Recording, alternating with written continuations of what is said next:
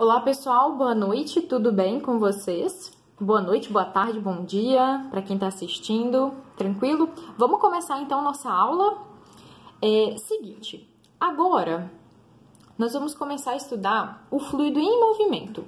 Antes, dentro do capítulo 14 ainda, a gente viu o fluido parado, o fluido dentro de um recipiente e ele paradinho, a gente não considerava fatores de vazão, velocidade, etc, né? Agora, e isso dá-se o nome de hidrostática. Agora a gente vai estar vendo a parte de hidrodinâmica. Hidro vem de água, dinâmica de movimento. Então, a parte de movimentação, aqui a gente chama de água, mas na verdade é fluido, tá? Então, as principais definições que a gente vai estar vendo é vazão, equação da continuidade e equação de Bernoulli. Porém, antes de começar tudo isso daí, a gente precisa fazer sérias considerações sobre o fluido em movimento. Fazer considerações que vão ser indispensáveis no nosso equacionamento, tá? A primeira coisa é dimensionarmos o nosso fluido como um fluido que seja um líquido ideal. O que é um líquido ideal? Ele precisa atender a 4 critérios, tá? Aqui esqueci de terminar de preencher, tá? A primeira coisa é o escoamento laminar. O que é o escoamento laminar? Escoamento laminar nada mais é, aqui, isso daqui, olhe com os olhos do coração, mas é uma tubulação com um fluxo, um fluido, tá? Isso indica um fluxo de fluido, e isso também indica um fluxo de fluido, tá? Essas setinhas são vetores de velocidade, de movimento, tá bom? São linhas de corrente que a gente chama. E aí, pessoal, o que é o escoamento laminar?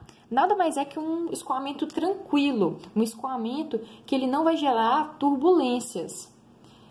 A gente vai aprender lá em mecânica dos fluidos, lá em fenômeno de transporte, que nada mais é quando um fator chamado Reynolds é inferior a um determinado número. Só que aqui para nós vamos nos atentar à seguinte definição. É um fluido que, no mesmo ponto, o fluido tem a mesma velocidade. Como assim, né? Então, se eu pegar no tempo 1, pegar tipo agora são 4 horas, né, por exemplo. 4 horas, aqui vai ter velocidade de 3 metros por segundo, o fluido, né? Se eu medir daqui 5 minutos, vai ter a mesma velocidade. Porém, isso não quer dizer que em outro ponto do fluido, a velocidade tem que ser igual. Não. Naquele ponto, a velocidade não varia, tá? Isso que é escoamento laminar. É um escoamento mais tranquilo, tá bom? Mas com uma velocidade pequena, velocidade baixa, que não gere turbulências, ok? Essa é a nossa primeira consideração. A segunda é em relação a fluido incompressível. Nós já definimos em laboratório. Aqui nós temos um recipiente fechado, ele tem uma determinada área e é aplicada uma determinada força.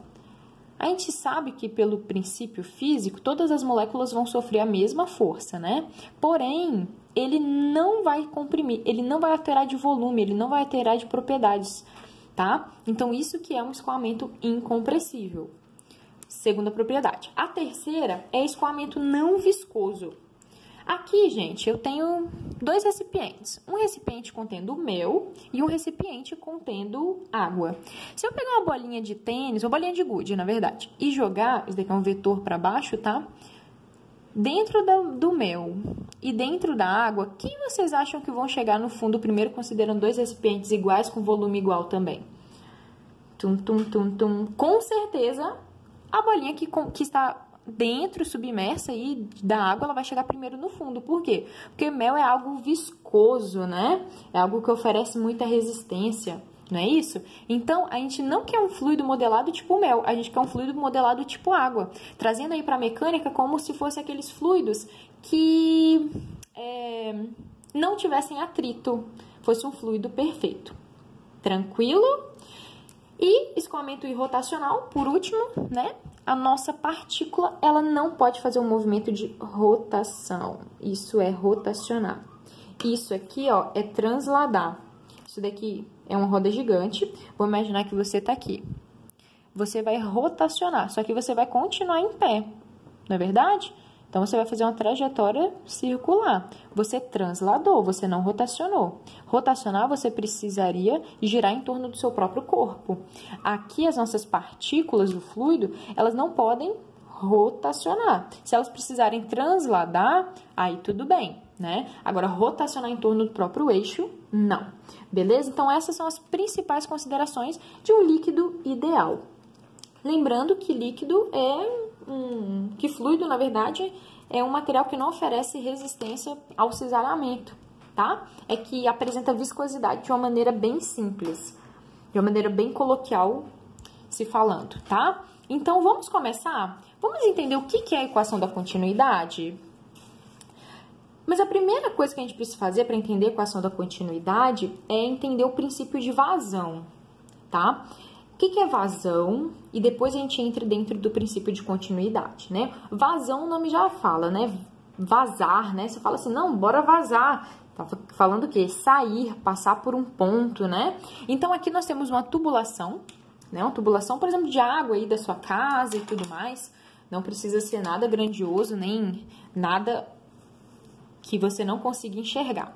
Então, tem essa tubulação, um trecho, na verdade, uma tubulação. A gente coloca esse tracejadinho aqui, ó, para indicar uma superfície de controle. Para mostrar assim, eu peguei esse pedacinho do cano, tranquilo? E aí, nós temos um fluxo aqui, né? Nós temos água passando. Como que a gente modela essa vazão, né? Vazão, pessoal, é dada por uma equação. Ela é a variação da velocidade, ponto 1, ponto 2, variação mesmo, né? Sob a unidade de tempo. Variação de volume, tá, pessoal? Se eu falei velocidade, eu tô doida. É variação de volume. Tranquilo? Então, por exemplo, se aqui passa, por exemplo, 10 metros cúbicos por segundo, menos essa daqui, dividido por intervalo de tempo, a gente vai ter, então, a nossa vazão. Tá bom? Só que aí, qual que é a unidade, né? Se a gente está falando de volume, logicamente, nós estamos trabalhando com metro cúbico, né? E tempo, segundo. Isso daqui é unidade no nosso SI, tá? Ele dá-se o nome de vazão, apenas vazão, tá bom? É a quantidade de metro cúbico por segundo que a gente tem. E aí a gente consegue converter isso, por exemplo, para litros, para mililitros, depende aí do que você está trabalhando, do que o seu exercício e do que a prática ali requer, tá? No nosso livro, ele é chamado dessa letrinha aqui, RV, tá bom? Nosso livro Halliday que a gente está utilizando, tranquilo? Já a gente pode também trabalhar com isso daqui de forma diferente. A gente pode trabalhar com uma coisa que a gente chama de vazão mássica, que é quilograma por segundo. Quanto de massa está passando em uma determinada seção por segundo. Mas como que eu chego a esse valor aqui, né? Aqui é só vazão mássica, um Vzinho, né? V ponto, por exemplo. Eu coloquei M ponto, mas é V ponto, tá bom? Como que eu posso sair daqui e chegar para cá? Daqui é volume, não é? Isso daqui é massa. Qual é a propriedade do fluido que associa volume com massa? Rho, né? Então, ó, daqui pra cá, eu posso chegar através dessa formulinha. Aí, a gente isola o V e acha o M, tá bom?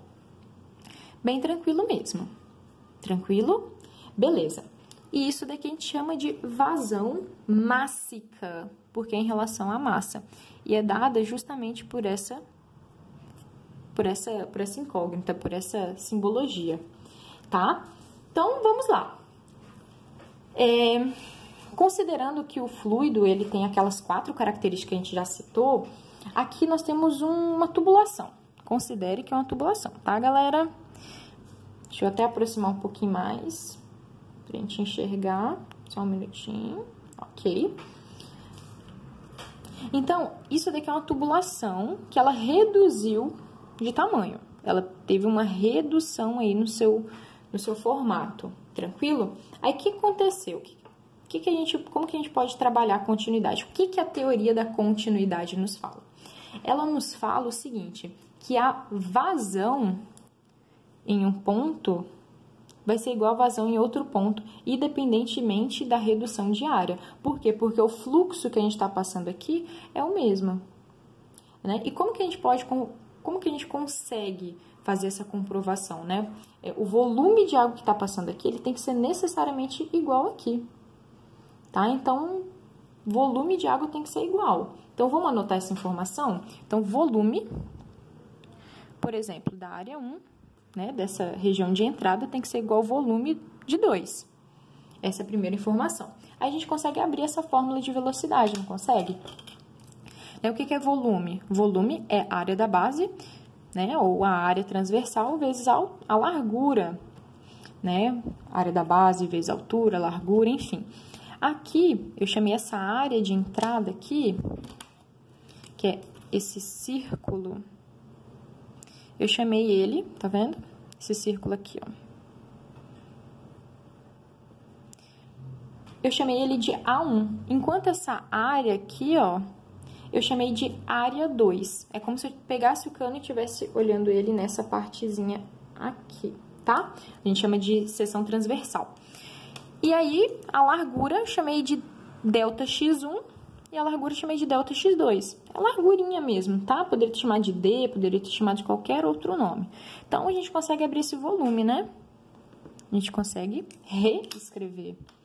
Vamos reescrever, então. O que é o volume da área 1? É A1 vezes ΔX1 igual a 2 vezes ΔX2. Tranquilo, a gente chegou a uma segunda equação aí. Mas e agora, né?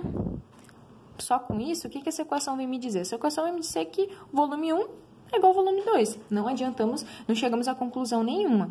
Porém, a gente sabe a seguinte formulação, né? Isso daqui é um espaço, não é? É como se a partícula tivesse saído daqui e ido para cá. Saído daqui, vindo para cá. A gente sabe que espaço pode ser obtido através da fórmula de velocidade, não é? O que é? O que é velocidade? Velocidade é ΔS, no caso aqui ΔX, né? Dividido por ΔT. Só que aqui, pessoal, vocês concordam comigo que esse comprimentozinho, ele vai ser diferente para os dois? O comprimento vai ser diferente, a partícula ela vai para o mesmo volume vão ser diferentes, porque precisa se compensar essa redução de área, né? Mas o tempo tem que ser o mesmo. O tempo é o mesmo da partícula sair daqui, chegar aqui, sair daqui, chegar aqui. Mas agora, a distância percorrida que é diferente. Então, x eu vou chamar de 1, tá? E o t é a mesma coisa. Então, a velocidade em 1 vai ser dado por V1 igual a ΔX1, ΔT1, e V2, né, vai ser igual a ΔX2 dividido por ΔT, que é o mesmo valor do tempo. E a gente substitui, isola o x, né?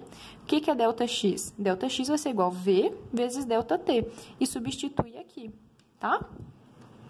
Então, deixa eu só ajustar aqui. Então, ó, só repetir aqui e substituir aqui. A1 vezes V1 vezes ΔT vai ser igual a A1 V2 ΔT. Tranquilo? Só que aí, vocês concordam comigo que o tempo é igual? Se o tempo é igual, eu posso cortar. E aí, a gente chega na seguinte formulação, que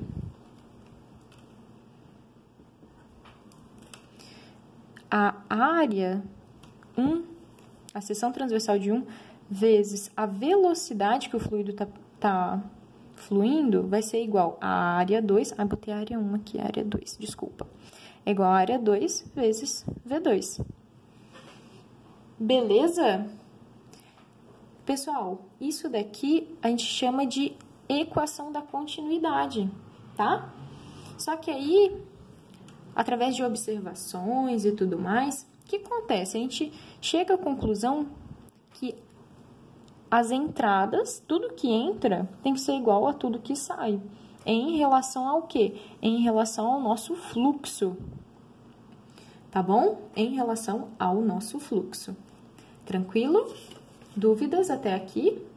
Tranquilo, né?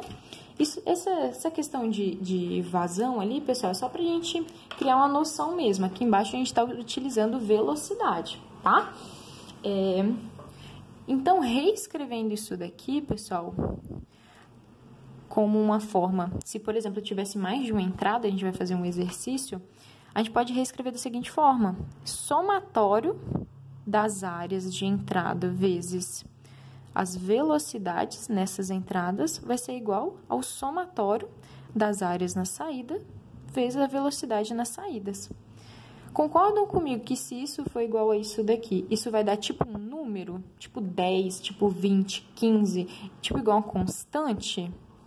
Então, aqui a gente pode escrever dessa forma, tá bom? Então, se tiver 200 entradas, vai ser a área da entrada 1 vezes a velocidade da área 1, mais a área da seção 2 vezes velocidade da seção 2, mais a área da 3 mais velocidade da 3, 4 até 200, igual às saídas que nós temos. Tranquilo? Então, isso daqui é a nossa equação de continuidade. De maneira mais simples, isso daqui, tá? Mas sempre de um lado as entradas somadas tem que ser igual às saídas somadas também. Beleza? Então, vamos fazer um exercício? Exercício número 50 do livro do Halliday, que aborda justamente essa temática de continuidade. Tranquilo? O que é isso daqui? Uma árvore, um tronco de Jesus Cristo, né? Não, não é. Deixa eu pegar aqui o livrinho para mostrar para vocês. Exercício 50. Estou usando o Halliday, o livro físico mesmo, 8ª edição. 50. Eu acredito que na biblioteca digital, eu tinha até anotado aqui, depois eu posso falando para vocês. Mas foquem no exemplo. 2 riachos se unem para formar um rio. Esse é o riacho 1 e esse é o riacho 2, como se fossem córregos, tá? Para formar esse rio que está aqui embaixo, tá? Um dos riachos tem largura de 8,2. Então, largura, deixa eu escrever. Ai, meu Deus! Aqui passou em cima da madeira, aqui, ó. Acabou estragando meu desenho top. 8,2 metros a largura. E ele fala o seguinte, que tem profundidade, P, vou colocar, ou H, tanto faz, de 3,4 metros. E aí, a velocidade da água são 2,3 metros por segundo. Tranquilo? E aí, no Rio 2, ele fala o seguinte, deixa eu ver, tem largura de 6,8, largura média, tá, gente? Que é uma largura média que eles medem. 6,8 metros, 3,2 de profundidade, P, 3,2 metros, e a velocidade de 2,6 metros. Vou colocar aqui o vetor, 2,6 metros por segundo. Deixa eu ver se é isso mesmo. Se o rio, aí ele vem, né? Se o rio ele tem uma largura de 10,5, perdão, metros, e a velocidade da água que está aqui são 2,9 metros por segundo, qual que é a nossa profundidade do rio? É isso que ele vem nos questionar, tá bom? Então, olha, com a largura e com a profundidade, eu consigo ter o quê? Largura, profundidade. Ó, largura, profundidade. Eu tenho o quê? O que é isso daqui, ó? É a área, né? E isso daqui é o quê? Minha velocidade. Então, minha equação da continuidade vai me atender muito bem. Por quê? Porque eu sei que o somatório das entradas tem que ser igual ao somatório das saídas. Então, vai ser mais ou menos assim, ó. Vou montar a equação, tá? Então, área, vou chamar aqui de 1 mesmo, aqui de 2 e aqui de rio. Área de 1 vezes velocidade de 1 mais área de 2 vezes velocidade de 2 vai ser igual a área do rio vezes a velocidade do rio. Tá bom? Ficou um pouquinho torto, tá, gente? Vocês me desculpam. A área 1 vai ser o quê? Vai ser a largura, que são 8,2, vezes a profundidade, 3,4, vezes a própria velocidade, que tá ali, ó, 2,3, mais a área 2, 6,8, vezes a profundidade, 3,2, vezes a velocidade, que é 2,6. igual a área, 10 metros. Opa, mas a profundidade eu não tenho. Mas é justamente isso que ele quer, né? Então, vai ser profundidade do rio vezes a velocidade, 2,9. Tranquilo? Tranquilo demais, né? Então, agora, pessoal, é só fazer todo o somatório, depois fazer essa multiplicação aqui e passar dividindo para cá. Trabalhando matematicamente, porque acabou aqui a engenharia, né? A gente vai ter que a profundidade do rio vão ser de 4 metros. Ok? Tranquilo? É bem simples mesmo. Se tivessem outros 2 rios, né? A gente precisaria saber de dados para calcular uma profundidade, tá bom? É tudo que sai somado é igual a tudo que sai, tudo somado na saída. Tranquilo? Então, assim a gente termina o nosso assunto de equação da continuidade. E agora tem o próximo vídeo que é de Bernoulli.